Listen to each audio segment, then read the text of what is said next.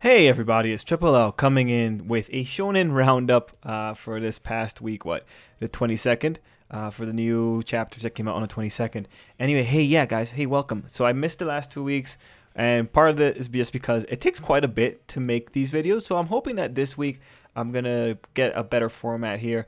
I'm going to just go through my general thoughts and not be super detailed with what was going on in each series. So I'm hoping that at the very least this will be a 20-minute video and we'll cover quite a few series in this one video. Anyway, thanks for being here, and here are my thoughts for the manga chapters this week. Gonna start off with One Piece and just in general talking about One Piece. The last few chapters have been a great run of just explanation of what was going on in the background the whole time. This chapter 975 continues the trend with Kiyoshiro finally revealing himself as Denjiro and coming in with an epic save for Kinemon. I found 975 to be a informative chapter, justifying why Kaido's men screwed up here, and I also found it to be a really fun chapter and a really funny ending with that Kinemon just made a giant mistake. It was really, this is pinnacle One Piece. This is the joke is Kinemon is now an official member of the Straw Hat. I did love how this all worked out. I love how Kiyoshiro came in there and was explaining how great Kinemon was. I love how that helps save Kinemon's face. And I'm really hoping that next time that we see these two characters, Denjiro and Kinemon, I hope that Denjiro says, like, yeah, I know you made the mistake, you dummy. Because these guys were the first two, right? They were there from the very beginning. So I'm really hoping that Denjiro saw through this and took the opportunity to boast Kinemon in his allies' eyes, because Kinemon does kind of need this for this whole situation that they're in, going up against Kaido. Anyway, in general, that's what I'm hoping for when it comes to Kinemon and Denjiro. It was a pretty great chapter in that regard. Other notes for the chapter: it was cool to see what exactly happened to Shinobu, although I am kind of concerned about Momonosuke. Like, everyone's just kind of forgotten that Momonosuke is still in Kanjuro's grasp here, and by the end of the chapter, Momonosuke is still in Kanjuro's grasp, right? So I do hope that they resolve that, but there's still a lot of missing elements here. One of the missing elements is in terms of the number that we got for this chapter. They mentioned 5,400 men in Denjiro's summation. What's interesting about that number, 5,400, is we're 200 off from being 5,600. And 56 is an important number in respect to the Straw Hats because 5 and 6, I think, make Gomu. So it's Luffy's number. That's why his fleet is at 56. Well, you know, like whatever, 56 to the times 10 to the power of whatever. That pretty much tells me that we are going to get 200 more people coming here, most likely through Nekomamushi. But the question is, like, how quickly is this going to happen? Anyway, we got really cool stuff here with the reveals of where the other samurai were, and it was all cool. In terms of the Straw Hats, I think people were saying that this was like the first time in a long time that we had all the Straw Hats together in one place. And if that's the case, like, nice. It's cool to see them all here. It's cool to see Frankie and Usopp bragging about how cool the Sunny is. It was cool to see the outfits. I love Luffy's coat. I also loved Sanji's gloves. For some reason, it's one addition, but it makes him look really, really slick. And of course, Zeus wearing a hat, I think it's also interesting. I am very interested to see what exactly the conversation is going to be between Big Mom and Zeus. But given that Big Mom is a selfish person, it makes sense that Zeus would be equally as selfish and just say, well, they have good food, so I'm going to stay. But seeing Zeus wearing the hat, now that's interesting. Other details for the chapter that are worth pointing out: we got to see a couple of new Smile users. They have some cool designs. One of them kind of looks like Big News Morgan, but I wasn't really feeling that. One interesting thing that did happen, though, with the powers and the three captains, was Luffy was using Bounce Man. And right after using it, Luffy was there having a fight with the other three captains. So what's interesting about that is that it seems that Luffy has overcome the weakness of Bounce Man. So that's interesting. It took Luffy a whole time skip to overcome the weaknesses of Gear 2nd and Gear 3rd. But already he's overcome the weakness of Gear 4th. At least from what it looks like when you see the three captains fighting after Luffy uses the mode. So that's an interesting little change. But it makes sense because Luffy was training up his hockey. Anyway, One Piece, chapter 975. Loved it. It's great to be back. It's great that we're out of the flashback, and I can't wait for 2 weeks to see what comes next. Other little notes: there were minks on the Straw Hat ship. It was cool to see the Musketeers and Carrot and Wanda. It was cool to see them in general. Any other things to say for the chapter? No, that's all my notes I got for it. So moving on to the next series. Kimetsu no Yaiba and whatever they were doing this week. So what I found interesting is that people were saying that this was kind of anticlimactic, and people were questioning, well, is Kimetsu no Yaiba ending? Is it rushed? And it's like, well, that's kind of interesting to bring it up. Like, I wouldn't call this whole Muzan fight rushed. Like, this is not rushed at all. You want to look at rushed, you go and you look at Samurai 8, because Samurai 8 gave all the telltale signs of a rushed ending. But what was going on with Muzan, like, this is, I really do think any kind of weirdness that's coming out of this is just the author's choice. There is the possibility that there could be rushing, because I think when a series is ending in Shonen Jump, the author and this magazine talk about it and they set a certain ending for a particular period of time. They set the date of the ending. So in a way, the author is still deciding the ending, but if the author's not good with pacing their content, they could get into a situation where they inadvertently run out of time, not because of the magazine's fault, just because they compromised on the agreement. But honestly, I think this is just Kimetsu's irregular storytelling. But it was interesting to see that people were commenting that this wasn't that great, because I was looking at the chapter and I thought it was kind of beautiful. There's been some pretty beautiful imagery with Kimetsu in general. I think last week had the whole image of Tamayo hugging Muzan, and it really made it feel like Tamayo was the angel of death in terms of Muzan, and then Muzan turning into a giant baby here. Well, that's just kind of the perfect reflection of what Muzan is. He is a giant child. He's a child running away from his death. I think that worked really well, because when it comes to that whole Muzan scenario where he turns into that giant baby, they could have done anything else. They could have made Muzan turn into a giant Buddha, but no, like it specifically went to that baby form, which just kind of exposes Muzan's very fearful nature. A Buddha isn't fearful, but a baby totally is. So it's a beautiful shot. Yeah, it's kind of goofy or kind of awkward to see a bunch of people beating up an oversized baby, but it works in terms of the imagery that Muzan promotes. Other general notes for the chapter, just in terms of things that I found really interesting or the worthwhile stuff.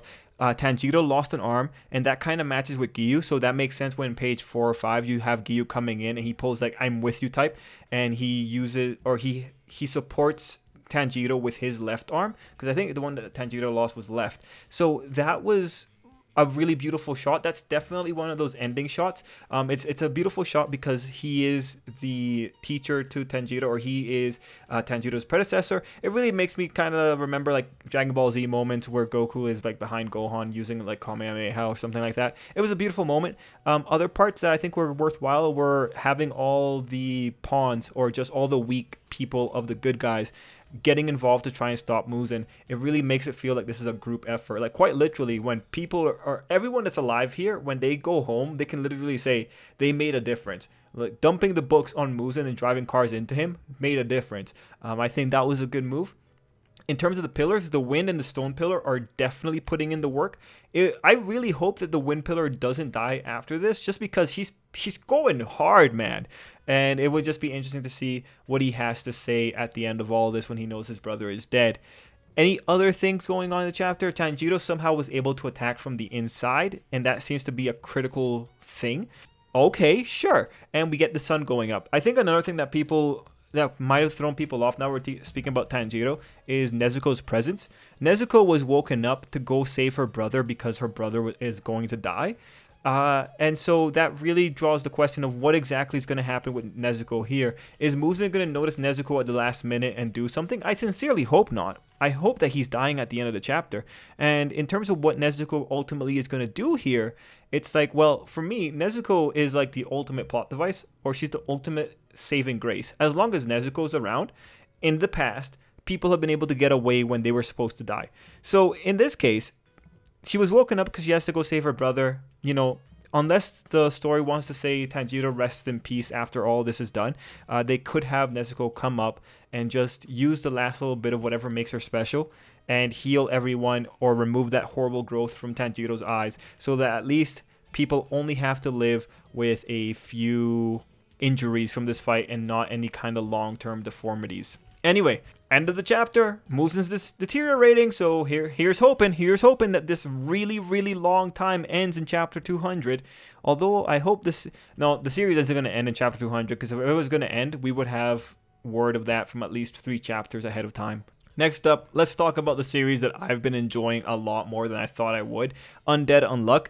At chapter 9, it really, really made me a lot more interested in the series. I love the setup that the series has with Chapter 9. I love this idea of an apocalyptic book. I love the way that the book forces missions, and I love the way that the book forces rules into the world. I think Chapter 9 was just an excellent setup for like the potential of the series. That's just such a fun setup in general. I love the kind of collect the things from the encyclopedia entry type setup that chapter 9 brought into the series. So I love chapter 9 in just terms of potential that we got here. And then chapter 10 was just a clever chapter. Chapter 10 is best described if you start off with asking the question, will Andy ever have clothes that will not be destroyed when he does something stupid? And then you see chapter 10. And chapter 10 is the answer of how he gets clothes that won't be destroyed when he does something stupid. So in terms of satisfying that requirement or that need that Andy had, chapter 10 did great. It was a beautiful thing. They threw in a little bit of characterization there for Kung Fu guy. And what was the name of the girl? Mui and Shen? Yeah. I love the little storyline that was going on there. You can kind of tell with Mui and Shen, they want to say that Mui really owes a lot to Shen, and Shen legitimately cares about her. And then we also found out some other little things thrown around in the chapter. Now, before going into the little things, I just want to say that the whole gimmick of how that close UMA works, I think it's fine. And I love the idea of, because Andy needs this guy to be perfect, it's not going to take control of him. I love that they set up the rules. It's really convenient, but it's really nice in implementation. It's really clean. I really like the implementation. Now, in terms of small details, we saw a few interesting things. People were talking about working with artifacts. They found out the information about spoil or something related to spoil. We saw, I forget the name of the giant metal ball, but we saw a guy giving the person inside the metal ball food on a stick, which made people think that maybe she's untouchable. It's really interesting. Speaking of the group, Chapter 9, and this is a comment that I saw on Viz. I want to give proper credit here. It's someone on Viz. But in Chapter 9, someone made the observation that the book had brought up that there was a UMA called Burn, and then the book also brought up that there was the existence of a negator called Unburn. And that's making this particular person, or just the theory in general, go, well, maybe for every UMA, there is someone that negates the rules, and we have to assume that everything that's in the current world is a rule that was introduced by the book. The characters last week brought up that some problems in the world were brought in by the book, so it's an interesting cosmology that we have here, and I am very curious about the relationship between the UMAs and the negators, but that's something we'll have to see for the future. So when it comes to the future, I really want to see Undead Unluck in the future, because I need to know more about this universe. I think it's so novel. Also, I think this might be a universe that maybe got started at a particular modern point, but then they were given fabricated memories. So maybe the universe isn't as old as the characters remember it to be. And that's going to be kind of interesting. Got to keep an eye on that. Okay, now we're going to pick up the pace a little bit, because now we're going into the shorter chapters this week. We had Black Clover chapter 244 this week, and it brought in Gray's backstory. Did not expect it. I found that super interesting. I found it interesting that Gray had a Cinderella type story, and I liked the flashback, and it justifies Gray's fixation on Gotch. So I'm into it. And then at the end of the chapter, we have Gray becoming or being identified as an arcane stage while Yami comes in. So overall, it was a battle chapter. It had some cool choreography. It had the king getting down and dirty, which I really appreciated, but it was mostly a great chapter. Moving on to a quick talk about We Never Learn. I am really enjoying Ogata's arc here. Not because of Ogata herself. Not gonna lie, the last little bit of this chapter really made me feel well, kind of won me over a little bit with them holding hands at the end. I found it really cute. But what I really enjoy about it is just they return to the little ghost girl in the apartment. I really thought that was going to be a one-off thing, but the little ghost girl, man, she's the best. I love that they're like they're dealing with it, man. That was the biggest surprise. That's really why I'm enjoying the Ogata arc right now. It's mostly for the ghost girl. I want to see how this is going to go. A few interesting things about this chapter, though, is that the chapter takes place a few months before last week's chapter, which is an interesting choice. That's a really interesting choice to be throwing us around in the timeline. I guess the next big thing that I'm wondering is, are we going to be jumping around the timeline multiple times? Is Ogata's story going to be a timeline jumping story? Looking at this chapter, it doesn't seem to give you any kind of critical information that informs you about anything in last week's chapter. And I'm sure like all the Ogata fans really like this chapter too, because there were like a lot of nice fan service shots for her in this one. Any hoosers, I'm interested to see how Ogata and Narayuki continue to play their own little game there. Next up, Mashle. Mashle, I think, was excellent this week. Just amazing. Cream puffs are the greatest things in life. Anyway, I didn't expect the new character to be someone that Mash could work with here. I didn't expect him to actually have such a agreeable motivation. Like, these two are essentially going after the same thing here. So I look forward to a lot of potentials for team-ups in the future. But yeah, really, Mash is just great when he's reacting off of people. And so as long as we keep getting characters like this guy, I'll be happy. Although I still don't like his initial characterization of this guy being upset that other people took a chance to fail, especially given that he's nice in his own way and he's also a syscon. But his initial characterization kind of gives a different impression of what he actually is. Next up, Guardian of the Witch. Guardian of the Witch this week, I found that it did something interesting with the introduction of a former Witch Guardian, and then throwing up that thing that he had a relationship with his own witch, and then it really solidified me on the character when he was revealed to be wearing, or heavily implied to be wearing, the bones of his witch. So I'm into it. I'm into the character. I'm into the ultimatum he gives him, like, hey, I have commonality with you. I will give you a chance to see if you can actually do something that I never could. And so this is an interesting character. These kind of characters, when they come in, the mentor type characters, they feel good. Like Urahara from Bleach. They feel good because they have this illusion, or not illusion of power. They have power, and it's interesting to see because they have a different perspective on the world. And this guy, given that he has commonality with our main character, he does have a little bit of a more developed perception of the world. And it's interesting that now with this new character, we do have essentially a bad ending for our main character. Although you could say our main character doesn't really have any kind of feelings for his witch at this point, but I feel like that's just an eventuality given that it's the shonen. We'll have to see though. But Guardian of the Witch, I think this might be a good thing for the series. We need to see how the series is going to build off of it. I would like, however, some proper rules about how evils pick their targets, because there's some things here that don't make sense. Again, that little town just in the middle of the wilds and no evil attack it when this guy's just out in the wilds and like he gets swarmed. It's strange. It's super strange how this world works. Next up, let's talk about Chainsawman, because Chainsawman this week was pretty weird. Like, there's some parts in Chainsawman that if you're not paying attention, and I'm not saying I'm paying attention, are messed up or are easy to get thrown around here. First thing that I want to say in terms of what I'm thinking, after seeing the construction of the panels, it's pretty clear to me that Santa Claus is a sophisticated doll, and that Master is the one that is controlling both the doll and Tolka. So the reason I would say that is just when I look at the construction of the panels, you have the whole explanation of how to make a sophisticated doll, and then once it's finished, you have her specifically show these two panels, or you have the showing of these two panels side by side of Tolka and Santa Claus. That's the big indicator that's saying to me, these people are the same. They're sophisticated dolls. Next up, continuing along with this, is that you have this panel of the three of them side by side, which again tells me that they are one and the same. Another thing is that when you have Santa Claus offering up the whole children thing and offer my heart and my beloved children, You then have the two of them, Master and Santa Claus, speaking at the same time, which implies, again, control from Master to Santa Claus. What's interesting here is then that we have the three children being erased by the finger and the one child being left behind. So as we remember, three of them were for something and one was for pleasure from a previous chapter way back when. What I think is going on here, Master just uses the Santa Claus persona to be known because as an assassin that makes sense. You don't want to give away that information.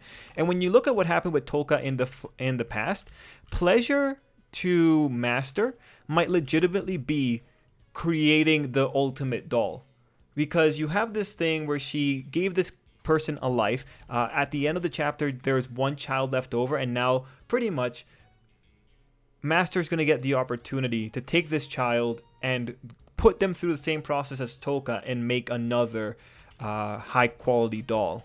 Again, when you have the old man like actually manifesting a knife in his arm, it's pretty clear to me that this guy was a sophisticated doll. And most likely, given that she's calling it Grandpa, most likely she turned her grandfather into a doll a long time ago. Anyway, that's how I'm reading the chapter. At the end of the chapter, you have everyone being thrown into what seems to be hell, which really just reminds me of Monsters Inc. I have no idea about that, man. It's a pretty crazy little thing. She's sending Tolka into hell as well. So now the next question I'm wondering is whether or not Tolka is considered alive. And given that the grandfather in this theory is a doll, and he was able to offer the heart and the children, and given that he was able to bleed out, it most likely means that Tolka is alive still. So it's probably going to be operating under orders from Master. That's what I would assume. I never would have thought that these two would be the big ones, right? I never would have assumed that these guys would be the ones you had to keep an eye on. Anyway, by the end of it, everyone's in hell that was inside the store.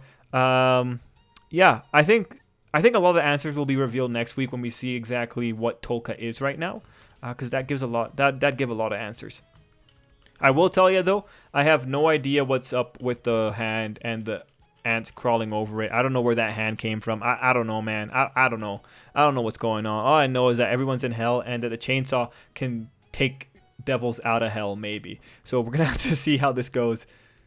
Anyway, to wrap up this video, my final words on Samurai 8. Look, man, last time we were talking about it, I was saying it was coming. It was pretty obvious to me. This is just what it looks like when a series is being rushed into cancellation, especially when you had the MacGuffins being rushed. It was clear as day, I believe, in my humble opinion. What ultimately happens with the series, unfortunate. Anyway, Chapter 43 ends off in the adventure continues note with Hachimaru having ascended into godhood, becoming the Pandora's box, and they're off to find Hachimaru's other companions. Now, in the chapter, we also got to see who the other companions would be. It was cool who else was in there, but it's the other two designs that we hadn't seen before. Definitely interesting. It's unfortunate that we are not ever going to find out their stories, but that's how it goes. Anyway, Samurai 8, there was a point where I thought it could maybe go for 100 chapters, roughly like in chapter 20 or so, but it didn't have the strongest start. And I do think a lot of it was just, I think for Shonen Jump, this series just had too much jargon, and I think it just had too much of a front-loaded world. That's about as well as I can describe it for this particular case. Sincerely, this is a series that when you have such a detailed world right at the beginning and you have to use so many elements of this detailed world, this is the kind of series that works better as a light novel in terms of getting to see the light of day. Working in a popularity-based Shonen Jump magazine or Shueisha magazine, it's not going to work for this kind of series. This is a series that needs to build up its momentum over the course of 100 chapters. And Shonen Jump's just not going to give that kind of series the time. And the reason I say that it would have been better in a light novel is because light novels are the home of jargon-heavy series or super detailed setting series. Anyway, it's going to be interesting to see what happens next, to see what Kishimoto wants to do next. It's unfortunate that Samurai 8 couldn't go the mile. But again, I just think this is another issue of incompatibility with how the manga or how the magazine works. in terms of series that have this happening, I think Hell Ward and Higuma was another good example of a series that was mismatched with Shonen Jump's audience. And this one, yeah, it was too information heavy at the very beginning. That kind of stuff, it's gonna have an effect over the course of the series. Anyway, you guys let me know your own theories on the cancellation of Samurai 8. From my perspective, this was in the works from the moment Goku came in. Goku's like a late name game in Naruto, right? So it was gonna be like an ending name in this one. Once Goku came in with all his other characters, it was like, yeah, this is going down. Guys, let me know what you thought down below for that one. And in terms of any other series or any other thoughts I have for this week, nope, no more. Those are the majority of the series that I wanted to cover here. For this week, Undead Unluck was definitely my favorite, with Mashle right behind it in terms of the ones that we covered here. Let me know what you thought down below, guys. And until next time, I hope you have an absolutely great day.